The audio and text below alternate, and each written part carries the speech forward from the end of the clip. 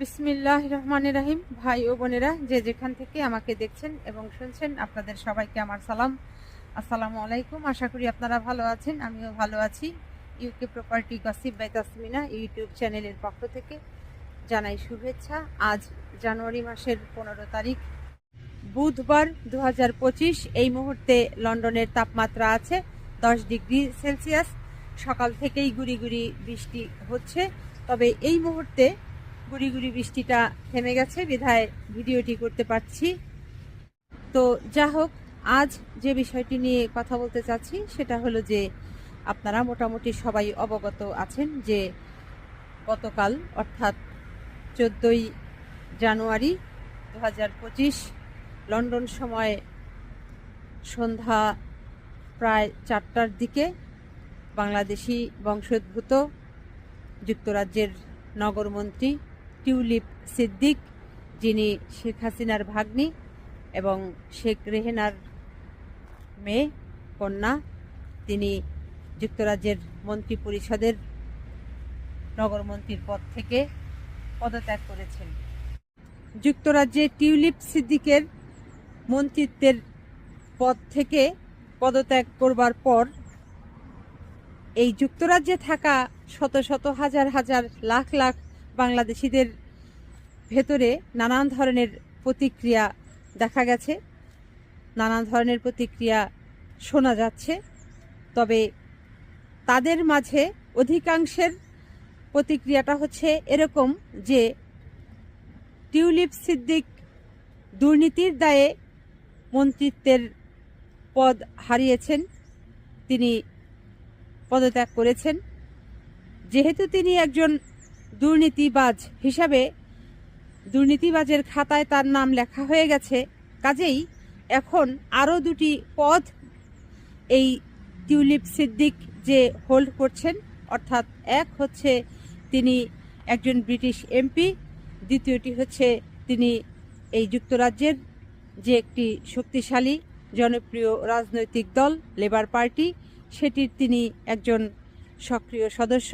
অতএব এই টিউলিপ সিদ্দিককে অবশ্যই অতি দ্রুত এই লেবার পার্টির থেকে বহিষ্কার করতে হবে এবং এই যুক্তরাজ্যের যে তিনি একজন এমপি, সেই এমপি পদ থেকেও তাকে অতি দ্রুত বহিষ্কার করতে হবে, অথবা এই টিউলিপ সিদ্দিককে স্বেচ্ছায় পদত্যাগ করতে হবে। মাত্র গত 2 সপ্তাহ আগেই 2024 সাল বিদায় নিয়েছে।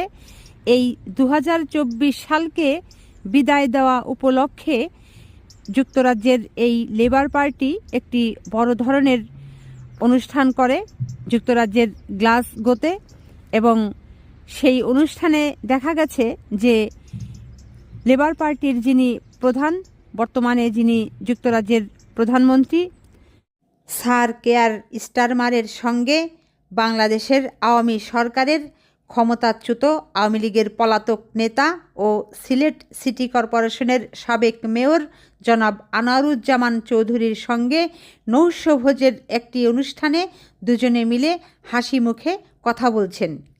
আর এই বিষয়টি নিয়ে যুক্তরাজ্য ভিত্তিক একটি প্রভাবশালী গণমাধ্যম দ্য ফিনান্সিয়াল টাইমস গত শুক্রবার 10 জানুয়ারি 2025 ব্রিটিশ প্রধানমন্ত্রী স্টারমারের সমালোচনা করে বলেছে যে বাংলাদেশের আন্দোলনকারীদের গুলি করে হত্যার অভিযুক্ত আওয়ামী লীগ নেতার সঙ্গে দেখা করছেন ব্রিটিশ প্রধানমন্ত্রী স্টারমার। দ্য ফিনান্সিয়াল টাইমস পত্রিকাটির প্রতিবেদনে আরও বলা হয় যে ব্রিটিশ প্রধানমন্ত্রী তিনি বাংলাদেশের আওয়ামী নেতাদের, বিশেষ করে যাদের বিরুদ্ধে খুনের ও হত্যার অভিযোগ রয়েছে, এই রকম অভিযুক্ত আওয়ামী লীগের লোকজনদের সাথে এই ব্রিটিশ প্রধানমন্ত্রী তিনি খোলামেলাভাবে কথা বলছেন, চলাচল করছেন, যা কিনা এই লেবার পার্টির ভাবমূর্তিকে নষ্ট করছে। টিউলিপ সিদ্দিকের খালা বাংলাদেশের সাবেক প্রধানমন্ত্রী শেখ হাসিনা, তিনি ক্ষমতাচ্যুত হবার পর ভারতে পালিয়ে চলে যাবার পর একের পর এক নানান অভিযোগে অভিযুক্ত হচ্ছিলেন এই শেখ পরিবারের সদস্যরা।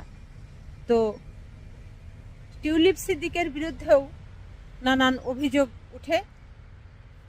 এই নানান অভিযোগ ওঠার পরেও টিউলিপ সিদ্দিক তিনি যুক্তরাজ্যে নগরমন্ত্রীর দায়িত্বে বহাল ছিলেন, তিনি এই পদত্যাগে যাননি, কিন্তু শেষ পর্যন্ত গতকাল তাকে পদত্যাগ করতে হয়েছে, তিনি পদত্যাগ করেছেন।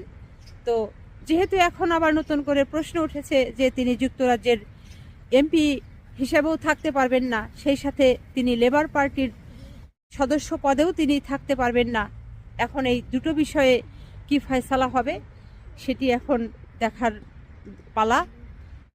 তো আজ এখানেই শেষ করব। সবাই ভালো থাকবেন, সুস্থ থাকবেন এবং আমার জন্য দোয়া করবেন। আমার এই চ্যানেলটিতে লাইক, কমেন্ট, শেয়ার এবং সাবস্ক্রাইব করবেন। আসসালামু আলাইকুম, আল্লাহ হাফিজ।